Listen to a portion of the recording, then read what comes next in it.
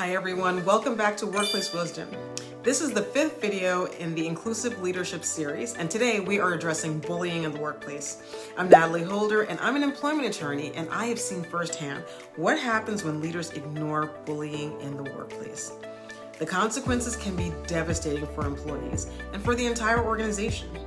Why do adults bully at work? Well, I'll tell you, years ago, I was hosting one of my seminars where I have videos that role play some of the workplace dynamics that I have witnessed either professionally or personally. And there was a high school student in the room, and he sheepishly raised his hand and he asked, "Do you mean to tell me that there are cliques in the workplace?" And I had to break it to him that yes, there are cliques and that there are bullies. You see, my seminar actually had a scenario in where there were a group of employees who were basically ostracizing another employee. And so the workplace can at times look a lot like a high school cafeteria. So now you might be wondering, why would grown adults in the professional workplace bully each other? In my experience, bullying often comes down to insecurity and control. Some employees lash out with aggression when they feel threatened by a colleague's success. Others use intimidation or exclusion to mask their own weaknesses. And who do they target? Well, sometimes it's the high performers. It's the people who shine, the people who are outspoken. Sometimes it's the employees who are different in some way, whether it's through background, perspective, or style that challenges the status quo. Sometimes it's just, being the new person on the team.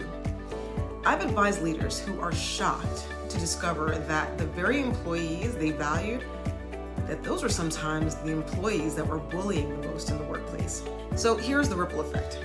Bullying drags everyone down. I've watched morale crumble in organizations where bullying was allowed to fester. Productivity drops, people disengage, and creativity gets stifled. A toxic workplace doesn't just hurt the target, it drives away good employees who don't want to be around that kind of environment. But here's what I've also seen. Inclusive leaders can turn things around. When I work with organizations, I advise leaders to act early and decisively. Don't sweep complaints under the rug. Listen to your employees. Investigate fairly and thoroughly. And I can't stress the importance of making sure that the investigation is being conducted by someone who is skilled and talented and knows what they're doing. And most importantly, set a tone that says respect is non-negotiable. When leaders take that approach, the transformation is real. Employees start to feel safe again. Trust in the workplace grows. Teams rebuild their collaboration. I've seen workplaces shift from toxic and fearful to energized and inclusive simply because leaders chose to step in and do the right thing. So here's my message. Bullying at work isn't just part of the job. It's a leadership test. And leaders who rise to the challenge create environments where people and businesses can thrive. If you've seen bullying in your workplace, what happened when leadership did or didn't get involved?